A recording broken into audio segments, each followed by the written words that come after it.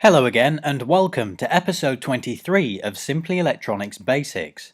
Today we're going to have a look at pulse width modulation, or PWM. Pulse width modulation has many different uses because it allows us to finely control different electronic devices. In this case, I'm pulse width modulating an LED, which means that I'm pulsing the power supply on and off at a certain frequency and with a certain pulse width. Pulse width modulation allows us to control the brightness of lighting, whether that's a standard bulb or LEDs, or it allows us to control the speed of motors.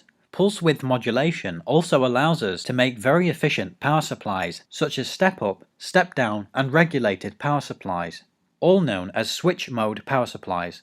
The switch mode in the name refers to the pulse width modulation technique. Now bear in mind that every circuit doesn't run fast enough for me to show you what the LED would do, but in this case the LED would actually dim and brighten depending on the pulse width that I'm sending to the LED. So let's just have a look at the power supply which I am applying a pulse width to. In this case, in every circuit, it's shown in a much simpler form. This would actually usually be some sort of microcontroller that is sending pulses at a certain frequency and at a certain width, turning a power supply on and off. So when this power supply is turned on, it's sending current through to this LED. And when it's turned on, its voltage when it's high or on is 3 volts. And when it's low, also known as off, it's 0 volts. So for every on pulse, there is 3 volts and 20 milliamps going through this LED, and for every off or low pulse, there is no current flowing through the circuit. In this case, it's pulsing every 1 millisecond, with a pulse width of 50%. The pulse width of 50% means that current is flowing through the circuit 50% of the time, and current is not flowing through the circuit 50% of the time. So the on time is equal to the off time.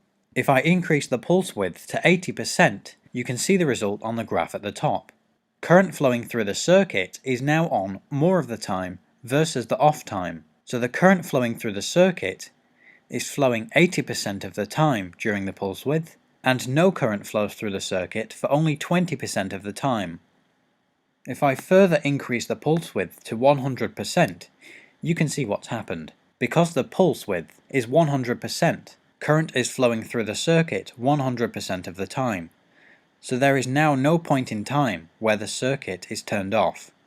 If I decrease the pulse width to 10%, you can see that the circuit is off most of the time, and only pulses on very quickly 10% of the time. If I change the pulse width to 0%, you can see that the circuit remains off all of the time.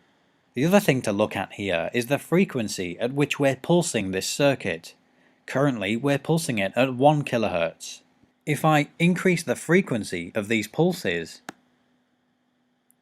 you can see that the pulses get much faster and appear shorter on the graph, although this is still 50% pulse width modulation. It's on 50% of the time and off 50% of the time. But now the frequency has gone from 1 kHz all the way to 10 kHz. And this means that we are pulsing this circuit 10,000 times per second.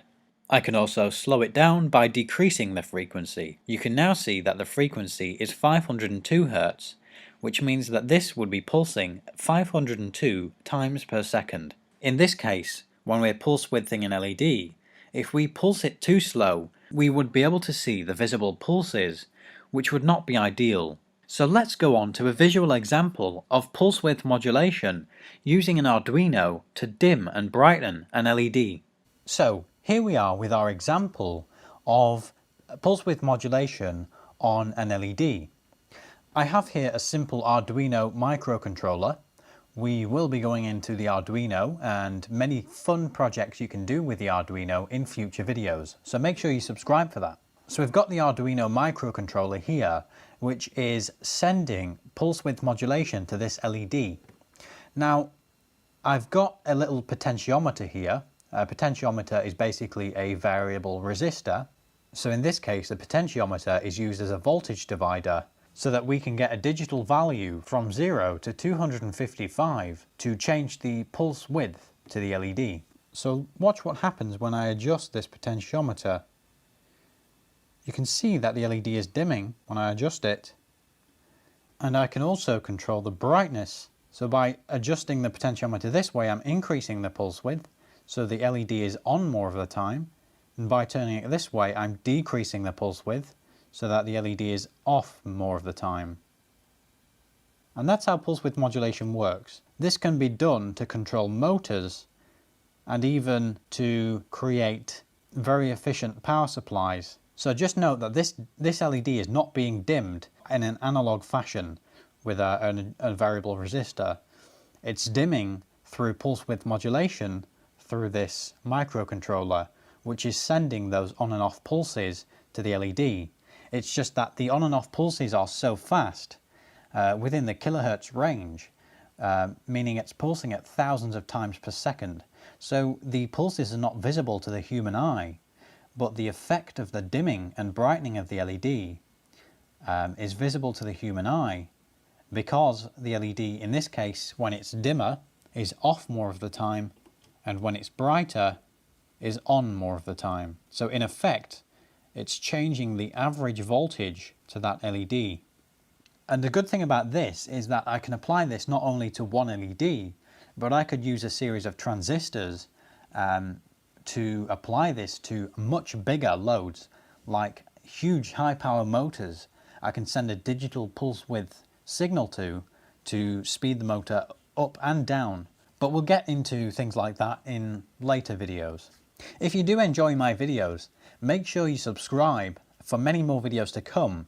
You can also support me on patreon.com and get many more benefits when becoming a patron for Simply Electronics. The link to my Patreon page is in the description.